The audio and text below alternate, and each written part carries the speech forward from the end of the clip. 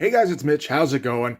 We're doing another Valiant book today, only it's not your typical Valiant book. This is in the wake of Jim Shooter being ousted from Valiant, and now Valiant is going to try and do things as much like Image as possible. We're looking at Bloodshot #1 today. So yeah, this is in February of 1993. Jim Shooter was kicked out of Valiant in 1992, largely because he was holding the company back from getting bigger profits, intentionally.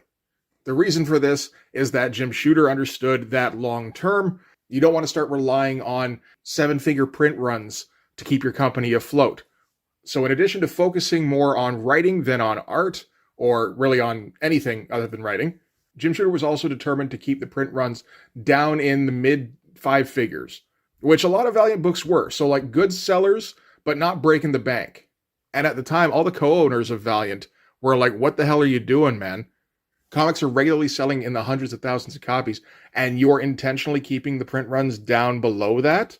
So we could be making a shit ton of money, but we're not for reasons.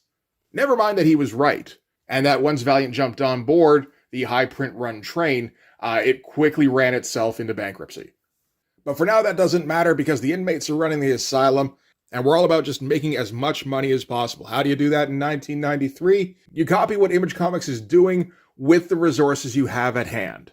So we're going to make our protagonist a mysterious assassin character with all sorts of accessories. He's got swords for some reason. He's got pistol holders, pockets. He's got ammo belts. He's got himself a flashy new chromium cover. I believe this is the first chromium cover. Although it's not really a chromium cover, it's a chromium postcard that's glued to the cover. Much like what they would do with Turok #1. And they hyped this thing up to no end. They jacked up the price on the cover. This is $4.25 Canadian. And they printed 900,000 copies of this thing. And everybody was happy, except Jim Shooter and comics in general shortly hereafter. So let's get into it. We can start with the flashy cover. I mean, that is a very shiny cover. They got Barry Windsor-Smith to contribute a cover on this because he's still kind of involved in Valiant, although I think at this point not nearly as much as he was like a year or two before this. And he came up with a pretty good image of the Bloodshot character. That's another thing that's Image related, is having blood prominently in the title. It's a little goofy in some ways in that, like, he's just kind of high-stepping, like he's got a hot foot or something, and there's a big pile of tech in the background, which is kind of funny, and some half-hearted fire. Like, the figure itself is cool, it's fun, and there's some nice rendering on it and everything. But I mean, given what we know about Barry Windsor-Smith and how he feels about what were the trends in comics at the time, he wasn't particularly fond. I can't imagine he went all out on this. He was excited about the idea of a publisher gearing their comics more towards being artistically relevant and focusing on story, that kind of thing. So this might have been a little bit of writing on the wall, and then like later on, they team up with Image for Deathmate, and he has to draw the prologue for that.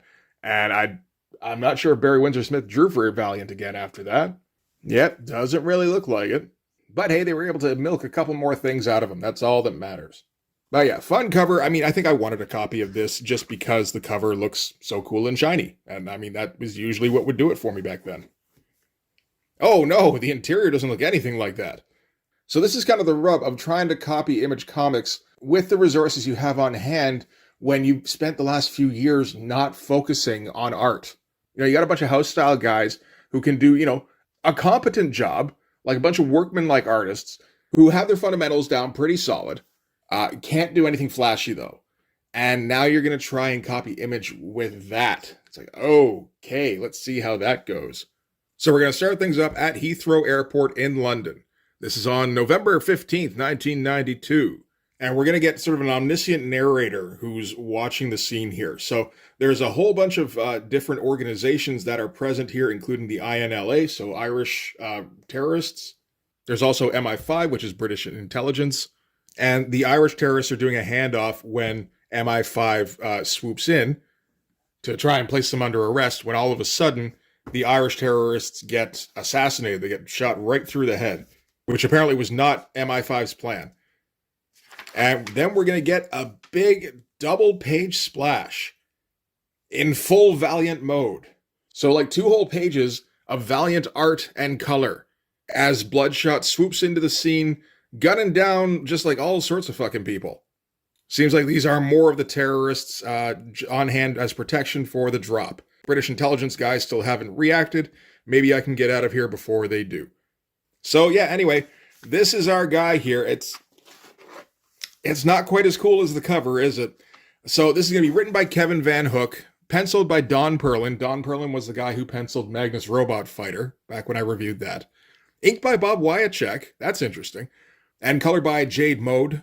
And, this is a really interesting attempt, because, again, Don Perlin is just not this guy. I don't know if he's ever even tried a double-page splash before this. I would say the layouts are pretty good. Everything's pretty well explained here. Like, the storytelling's fine. The figure of Bloodshot is nice and large. We're going to get a little bit gory in this, although it's gory with Valiant colors, which, again, nobody really wanted, I don't think. This is the thing. And then the finish there, Don Perlin he's not even going to try to approximate image lines. I don't have a problem with Don Perlin. I think he's fine. And as long as the story he's illustrating is involving enough, I'm fine with reading a Don Perlin comic. So, the story on this better be pretty goddamn good, but considering they're trying to emulate Image, you kind of got to figure it's not gonna be, right? And again, that color, it's no good whatsoever. They're it's just inexcusable almost. This is still in the days where Valiant is still kind of using the whatever we can find in the building approach to coloring comics, where some of it looks like maybe airbrush, some of it looks like it's done with pencil crayons, it could be watercolor, might be crayons, might be lipstick, who knows?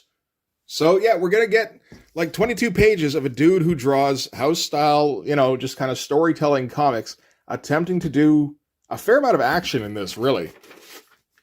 So one of the other Irish terrorists is still alive, manages to tag Bloodshot in the arm, but I guess he was aiming for Bloodshot's heart and Bloodshot moved out of the way. So Bloodshot is able to gun him down as well, snatches up the case that they were handing off, and starts running out of Heathrow. And, these action shots, some of them are okay. This one here is not too bad, actually. I like how dynamic this pose is. That turned out all right. This one here is more of a pure storytelling kind of pose, where we're going to pull back far enough that we can see everybody pretty clearly, which is not really what you want to do there. What you want to do is come at it you want to Dutch the angle and maybe find, go low angle. That would probably work. With Bloodshot zooming at us while he gets gunned down, that sort of thing. Or, close up from behind Bloodshot's back with his shoulder essentially exploding. And, maybe a tiny little Irish terrorist dude kind of perched over his shoulder in bad perspective, taking shots at him. That would work too. And again, with shoving dudes out of the way, it's all very clear what's going on from panel to panel, which is good. But I can imagine this as just being done by somebody else, where you Dutch the angle and you do it from where Bloodshot's coming at us and he's just plowing through people and they're flying everywhere and you're obviously getting a closer kind of angle. And he goes smashing through the glass doors. Again, could be cooler, but it doesn't look too bad. And then he's running across cars in a wide shot on a flat angle. Again, I can see how this would be done in a different comic. Of course, this would also be page 8 in an Image comic, because we're doing gigantic images all the time, right? As opposed to page 5. And MI5 loses track of him. Apparently he hops on top of the double-decker bus here. We do keep it in sight here. So again, clear storytelling all the way through. The storytelling is quite good in this. And yeah, in the next panel, we see that he just lay down on top of the bus while he's starting to heal. So the deal with Bloodshot is that he's been biogenetically engineered with nanites. So they replaced his white blood cells, and now they're working on repairing him by ejecting the bullet and knitting him back up. It seems like as part of this, he was part of a program where his memory was erased. So again, mysterious past, that's always going to help for helping to sell a character. And yeah, he just kind of rides the top of the bus out of the airport to get some distance. So yeah, that's up to page 6. I guess a fair bit has gone on. The action hasn't been too impactful, but it's still better than you would normally expect from Don Perlin, I feel like. Bob Wyacek might be helping with that. He's experienced in doing quite a few Marvel comics. And yeah, everything being clear is definitely nice. The story so far, the story isn't particularly clear itself. But we just needed an opening action scene. We needed to introduce our character. We needed to introduce his superpower with the nanites. And now we can move on to actual story elements. All right, so now we're going to flip to Osaka, Japan, 2 hours later. with a nice opening shot here that, you wouldn't expect to get in an Image comic. So we're trying to copy Image in some ways, but also, trying to play to Don Perlin's strengths a little bit. Like, this is a really nice opening shot that I would assume is Lightbox, but it's fully drawn. It comes out looking great. There's even some nice lighting going on. All right, so we're sitting in with the head of Project Rising Spirit.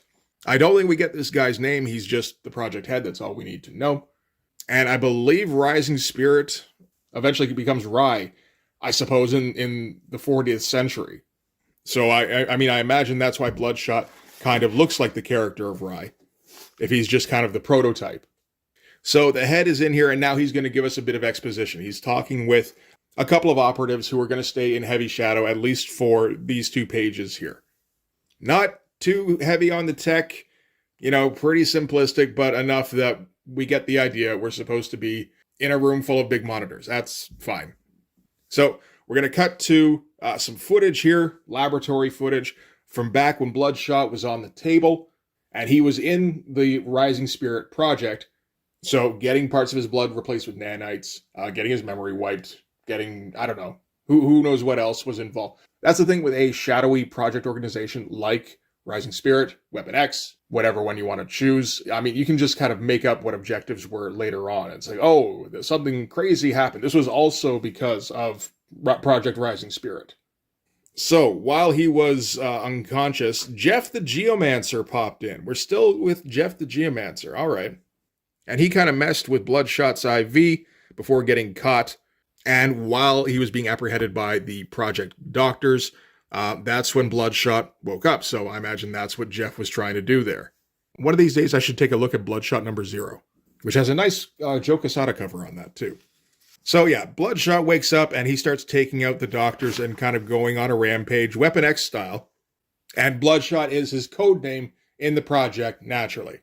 So after taking out the doctors, he escaped from the facility, and they haven't really seen much evidence of him anywhere until a couple of hours ago when he shot up a bunch of people in Heathrow. So, as the guys who were running the project that he escaped from, they want him back, and they're using basically the next model to hunt him down.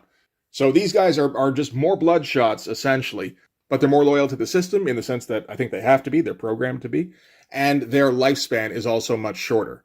The head here does clarify that the limiting process that was put on these 2 doesn't seem to have been put on Bloodshot. Maybe because the procedure was interrupted before it could get to that stage. Maybe because he was an earlier model. I'm not for sure. Either way, it works fine. But he surmises that Bloodshot could theoretically just kind of go on forever. Which makes some sense. If nanites are constantly repairing his cells, there's no cell degradation, he doesn't age. Which leads me to the logical conclusion that we need to get consumer-grade nanites out on the market so that I can get my hair back. All right, so that's the exposition section done. Took just 3 pages. That's pretty efficient. It was all useful information, too. No grandstanding, no cliches, just kind of, here you go, here you go, here you go. There's mysteries in the information, but you get enough actual information that it's like, okay, I feel like this was worthwhile, this section. All right, so from there, we're going to cut to back to London, where Bloodshot is finally making his way back to his safe house. He's got his case. Somebody else is in the apartment with him, and pulls the sword out. You got the sword. You got to use it at some point. Only this was his partner in this particular heist. Again, we're going with pretty flat angles. Everything's kind of boring here. Like, this could have been souped up a little bit, but that's not really what Don Perlin's thinking about. At least he's thinking about it during the action scenes. He is trying to kind of juice those up. In just dialogue scenes, exposition, he's, again, just thinking about storytelling. It's like, okay, this isn't going to be too interesting no matter what, so I'll just put all the information on the page and hope that the story's enough to kind of keep propelling the reader through it. So they open up the case. It's full of money, as well as a CD-ROM, because it's 1993, and that's the height of technology. Partner here, what is the partner's name? Malcolm. Okay. Malcolm here is just interested in the money, although he is a little bit interested in the CD-ROM, and he's like, so can you read that somehow? And Bloodshot's like, well, no, you need a computer for that. I don't have a computer. I do have a stereo, though, which reads it the same way. It just doesn't have anything to translate it to, but my nanites can read it off the stereo, so that's okay. So again, we're doing more interesting things with the nanites, which is a good thing. So yeah, as he's going through it here, so much data, names, transactions, another drop to go down soon. Okay, so he's got an objective now. Kennelly, he's the one I want. So that's the guy who's going to be at the next drop. So he kicks Malcolm out of his apartment, take your 20% and get out of here. And now he's going to go catch some quick Z's before he heads out to meet up with the drop. Again, all just straightforward stuff. This stuff, I don't think there is a way to make particularly imagey. You just kind of wouldn't have this scene. Like, I can kind of imagine it as, say, Battlestone and Seahawk just kind of standing on opposite sides of an empty room, maybe with a couch like behind one of them in the establishing shot for that page. And then we're just kind of getting them screaming back and forth at each other and calling each other a son of a bitch, that kind of thing. And then at one point, one will hold the CD-ROM up in front of their face using a circle template. This is, again, it's all very clear. I think I noted in Magnus Robot Fighter, it's been a while since I checked out those videos, so God knows what I said in those. But no, Don Perlin is pretty skilled when it comes to just keeping the reader from getting confused, which is a handy skill to have. All right, so 2 days later at the Thames River, that Kennelly guy shows up at the drop. They're ready to do the exchange. So this is Irish terrorists trading Mideast dope to the American mafia for weapons. So nice convoluted trade, but we know what the objective is just getting information out of this Kennelly guy for whatever purpose Bloodshot is really gunning for. It seems like it could be going in a couple of directions right now. I mean, we're starting to hear about how he's lost his memory, and we know that he's got a shady organization he's on the run from that he could potentially want revenge on or could potentially want more information from. So that being the case, Bloodshot is going to jump in on the meat here. There's some nice lighting in here, although you can barely tell with the way the colors have been kind of muddied over it. And he starts hacking up the opposition here. He's blowing holes through some of these guys. Again, with that ugly Valiant color, but like, hey, at least, again, if you're like 11 years old, you got yourself a bloody comic. Like, Marvel didn't do this shit at that time. Friggin' fingers go flying. I remember, actually, a Daredevil annual, I think, where a gangster got his fingers cut off. And it's like, you can kind of tell what happened there, but it's more through the dialogue than anything. We don't see fingers like separating from the hand and blood flying around. Like, really, that just looks like markers. The actual image itself is pretty good. Like, for Don Perlin, he went with a large image. He twisted up Bloodshot here nicely, kind of framed him with this kind of goofy pose that the one terrorist is in. But, he's getting his guts blown out. That's somewhat justifiable. Like, that's a pretty good shot for Valiant at this time. All right, so he gets to Kennelly, who's just had a bunch of his fingers hacked off. He says, well, you still got fingers left. Tell me what you know about Project Rising Spirit. Okay, so that is his at least one of his objectives right now. And he's like, what do you know about me? And that's when he gets, I imagine, punched in the face. So didn't see that coming. And not a very dynamic panel at all. This, again, if we're trying to copy image, this should be a splash page, but we're also keeping in mind the pacing of the book and trying to, keep our page count in mind. So anyway, we get a splash. Well, it's a poster of the cover, which I'm actually kind of glad we got to see bigger because you get to see the detail quite a bit more. It does get lost in all that chromium kind of smudging. So that looks a lot nicer. I don't imagine anybody's going to take this out of their book. Although, if you bought this at the time, you probably bought like 3 because it's a number 1. It's going to be valuable one day. So here we get our 2 operatives, also from Project Rising Spirit. Bloodshot immediately recognizes them for what they are. And they mention Iwatsu. So that's the guy who's running that project. He says, Kennelly's run off. That's the gangster. But these guys may know more about me than I do. I may get some answers tonight after all. So naturally, Bloodshot is going to leap into action. He's leaping at a pretty small panel, and we're pulling back pretty wide to get all the action in there. So it's not super dynamic, but again, we're going for more decent storytelling, at least on this page. And, this is an all right page here. Get a decent pose here, get some pretty good lighting. I guess they kind of grab him by the arms and just kind of leap him off the dock into a boat here, which is a little awkward. But, as far as action stuff goes, that's kind of fun. And again, like large images, maybe showing a little bit too much white space around the figures in this one. You kind of want to get like as many of the limbs in there as you can too. It's a little tough. You could kind of tilt the camera again so that it's more like behind them, kind of pointing straight at them. That would probably be an easier way to get all the figures in there. You'd also probably lose track of what the hell is even going on at that point. And I think that's still Don Perlin's priority. So yeah, anyway, they all smack into the boat here. That's kind of a fun shot. And now this is going to be their battleground. By my own boat be bound, or something like that. So Bloodshot's he's trying to take down both of these guys, but they're both as skilled as him. Like, you get the impression that Bloodshot has enhanced speed and agility and probably strength too. But the thing is, they can match him for that at least. And there's two of them, so that's the problem. They manage to get him off the boat. They get him underwater here, and they start they get like a noose around his neck, tie him up against the stanchion here. So like one of them does that. The other one grabs a chain from off the riverbed here. That makes sense. I mean, hey, they show the chain right here. It's Chekhov's chain. And yeah, kind of wrap him up here. And we're getting a little bit of ticking clock because Bloodshot's saying how like he can't, like he has an increased lung capacity, but he doesn't have any air in his lungs. So this is quickly becoming a problem. So while he's in here trying to come up with a response, he realizes these guys are the same as him. That means they've also got the nanites that he does. And their programming seems to have a bit more guidelines than his does. Maybe his nanites can get into their blood and override their nanites and kind of dominate it. And that's what he's able to do. Send all their blood to their brains and explode them. Maybe not the best depiction of exploding brains, but like exploding brains underwater would be kind of tough. So at least we get the description there about what's happening, which sounds a little bit cooler than it looks. Although again, this is not bad for a splash page.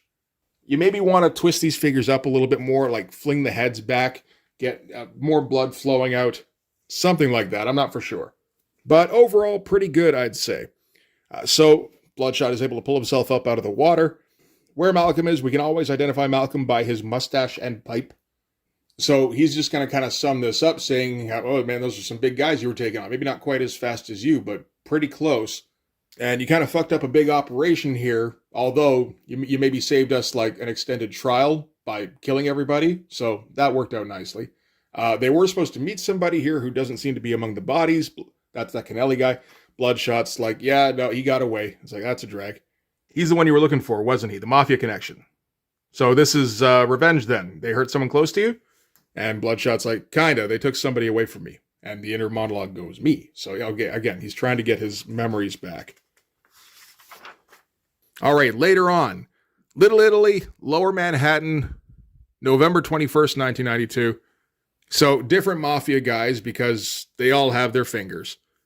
This is kind of unrelated to everything, but it's going to get tied into the Bloodshot story later on, I imagine. So this guy's presenting information to Mr. Carbone here, who is a boss of some kind. So he says the photo on your left was taken during the Scotto murder trial. The other one was made from an airport security tape less than a week ago. So this is Angelo Mortali, but we thought he was dead. Apparently, we were wrong. Okay, so this is the guy who was taken to become Bloodshot. So yeah, we've got several plot lines here. Who knows what Angelo Mortali's connection is with the Mafia? I mean, it sounds like an Italian name. You would assume he was an associate before. Although, again, like Scotto murder trial, that could go either way, where maybe he was an informant, maybe he was a lawyer. We're leaving some dangling threads here. But, that's kind of what you want to do in issue 1. And that is the end of Bloodshot number 1. Overall, that's not too bad at all. Really, that's better than I was expecting it to be. Given what Valiant appeared to be doing on this, which was ripping off Image wholesale, you look at the cover here, this almost feels like Barry Windsor-Smith doing satire on Image, particularly with the piled up tech in the background here. But yeah, no, it does seem like they were going for that, trying to make a more like edgy character, going with the mysterious background, and like pumping up the violence. That seems to be kind of what they were going for. Only they obviously didn't have the art for that kind of look. So they just went, fuck it, we'll just kind of go with what we got. And they made it smarter than your average Image comic. So it does actually tend to be more readable. I think long term, this could be problematic in that with this kind of character, you really do want that extreme kind of art, like at least something. Like I said, Don Perlin, at least every once in a while, I don't mind reading. It is pretty clear what's going on from panel to panel, which I appreciate. And it looks like he's trying to get outside of the box at least a little bit during those action sequences. But I think long term, yeah, you really do want a lot more flash in there. But for a first issue, not too shabby at all, I gotta say. You know, there is the tendency to look at the art and with the content expecting something edgier and just being like, what the fuck is this? But if you get into the story and you kind of get in close with the art, I think it works fairly well. The only thing that really doesn't work is the colors, unfortunately. And Valiant would do shitty colors for like still another couple of years. Like they're going to be putting some money into this and making a shit ton over the next little while. Not too long after this, Turok #1 comes out. And I mean, I imagine BLOODSHOT #1 was a huge success. So they went, okay, take the print run from BLOODSHOT and double it for Turok. Which is why you can now find copies of Turok #1 in every dollar bin across America. But you think with them trying to match what the Image guys are doing, I think that's their priority. You think they'd also kind of want to match the look a little bit? Like, they'll kind of start to get there a little bit, because Joe Quesada is soon going to be doing covers for stuff like Solar. And maybe a couple of years from now, they move to at least a 4-color system. I don't think they go digital. But they eventually do realize, okay, we kind of have to step things up at least a little bit. And that may have been the beginning of the end for the financial side of Valiant. I'm not for sure. But no, for one comic at least, I'd say that they could kind of pat themselves on the back, because ousting the guy who wanted to keep the company healthy did pay dividends in this case. Well done, assholes. So that is going to do it for this one. Thanks very much for watching, guys. If you like this video, please hit the like button. Helps with all the algorithm stuff. If you want to see more, hit subscribe. And if you really want to help out, in the description, there's a link to my Patreon. If you go subscribe there, that'll give you access to everything I do. So all sorts of videos, all sorts of Blood Force comics. You can also follow me on Instagram and DM me there for commissions. So yeah, that'll do it. Thanks again for watching, guys. I'll see you in the next one. Bye-bye.